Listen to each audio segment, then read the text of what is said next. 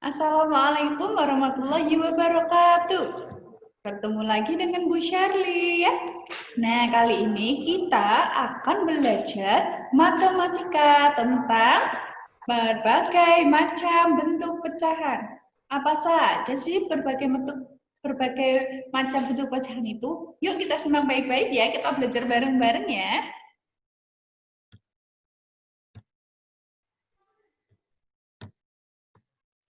Nah, berbagai bentuk pecahan, oke?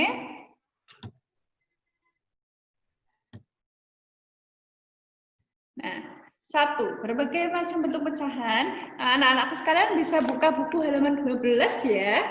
Nah, di sini dijelaskan ada berbagai macam bentuk pecahan. Yang satu yaitu pecahan biasa, yang kedua pecahan campuran, yang ketiga pecahan desimal, dan yang keempat adalah persen. Yang pertama, pecahan biasa. Pecahan biasa itu ada dua jenis, yaitu pecahan murni dan pecahan tidak murni. Ya. Nah, untuk pecahan yang murni adalah pecahan yang pembilangnya lebih kecil daripada penyebutnya. Nah, contohnya 2/6, pembilang lebih kecil daripada penyebut.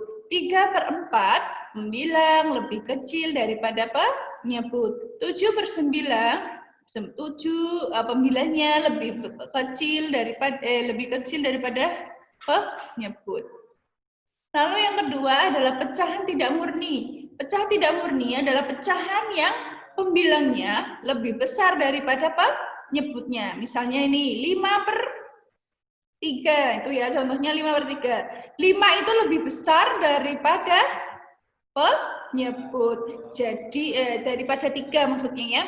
Jadi 5 itu lebih besar daripada 3. Jadi pembilangnya lebih besar daripada penyebut. 7/4 ya. 7/4 itu 7 lebih besar daripada 4. Jadi pembilangnya lebih besar daripada penyebut. Sekarang sudah paham ya, mana pecahan yang murni dan mana pecahan yang tidak murni. Yang kedua sekarang adalah pecahan campuran. Jadi pecahan campuran itu seperti ini ya. Nih. Ini pecahan campuran nih, bisa ditandai ya. Ini pecahan campuran seperti ini ya, Nak. Nah, untuk pecahan campuran itu biasanya berisi bilangan bulat. Ini namanya bilangan bulat. 2 itu adalah bilangan bulat dan 1/4 itu adalah pecahan. Jadi bilangan campuran itu terdiri atas campuran bilangan bulat dan pecahan ya. Jika angka pembilang lebih besar dari penyebut, maka pecahan tersebut dapat diubah menjadi pecahan campuran. Nih, contohnya ya, tuliskan pecahan campuran dari 9/4. Penyelesaiannya 9/4 sama artinya dengan 9 dibagi 4. Nah, 9 dibagi 4 itu 2 karena sini ya. Yang mendekati. Jadi 9 dibagi 4 itu kan yang mendekati artinya 8 dibagi 4 sama dengan 2. Lah, karena ini 9 ya, maka sisa 1 lah. Sisanya itu menjadi pembilang. Ibu saya tulis di sini ya. Sisa dari pembagian menjadi pembilang.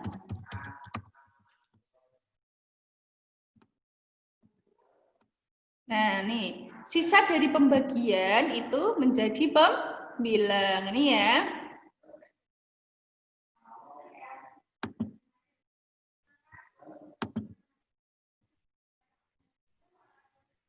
Nih, sisanya menjadi pembilang ya. Nah, sama tadi kan udah dihitung 9 dibagi 4 sama dengan 2.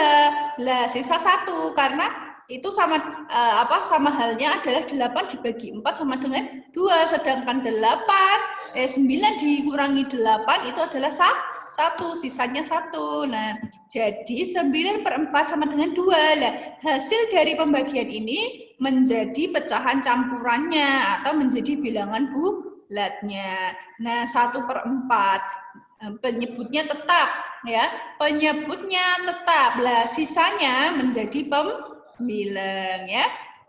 Bisa diulangi ya penjelasannya. Nah, penyelesaiannya, contoh tuliskan pecahan campuran dari 9/4. 9 kita bagi 4, yaitu mendekati. Yang mendekati adalah 8 ya. Maka 8 dibagi 4. Kok dibaginya 4?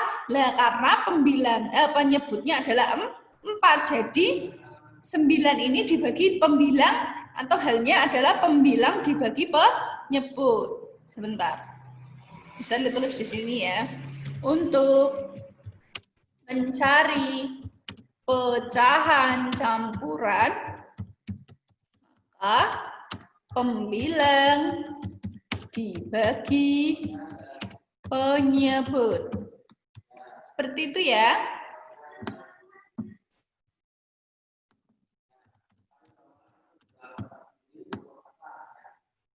Nah, seperti ini. Jadi, untuk mencari pecahan campuran, maka pembilang dibagi penyebut. Seperti itu ya.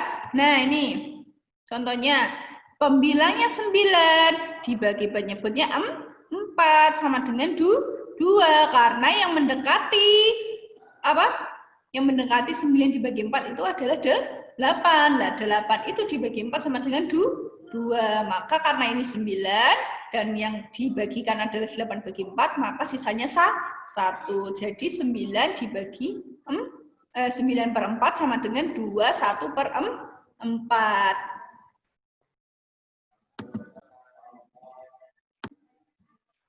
Nah, sekarang kita lanjutkan belajar tentang pecahan desimal ya.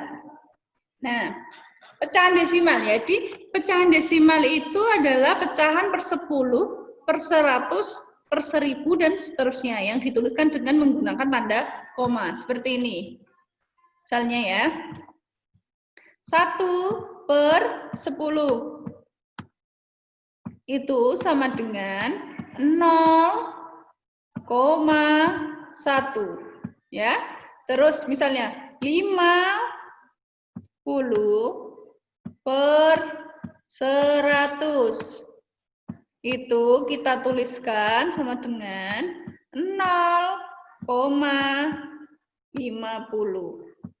Nah, ini perhatikan ya, diperhatikan. Jika angka di belakang koma itu 2 digit atau 2 angka, maka harus per 100. Jika angka di belakang koma itu 1 angka, maka per 10. Dan seterusnya. Kalau 3 angka, maka per 1000. Seperti itu ya.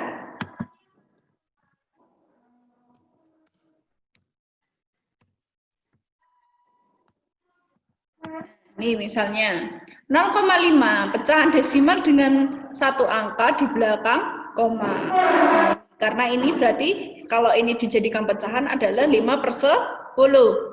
Pecahan desimal dengan 2 angka di belakang koma. Angka 7 berada pada tempat persepuluhan, angka 5/100-an. Berarti ini adalah 75/100 karena 2 angka di belakang koma. Diingat-ingat. Jika 1 angka di belakang koma, maka itu per 10. Seperti ini, 1/10 sama dengan 0,1. Jika 2 angka di belakang koma, maka per 100. Dan jika di belakang angkanya itu ada 3 angka, maka dia per 1000. Paham ya sampai sini ya? Selanjutnya kita ke pecahan persen.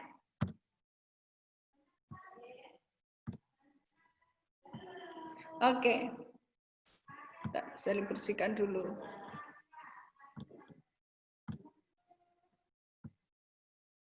Oke, persen adalah bentuk lain dari pecahan berpenyebut 100 ya. Misalnya 7% ya, contohnya lambang persen seperti ini ya. Tahu ya anak-anak ya lambang persen ya. Nah, contoh persen 7% artinya 7/100. Bilangan 7% dibaca 7 Nah, 35% artinya 35/100 ya. Misalnya kalian mau misalnya ada soal seperti ini. Misalnya ya, ada soal 25/100 maka sama dengan 25%. Ya, sama dengan 25%. Terus kalau misalnya ada soal seperti ini, 10% sama dengan berapa? Maka kalau 10% kan kalau persen itu semua per 100, maka penyebutnya 100.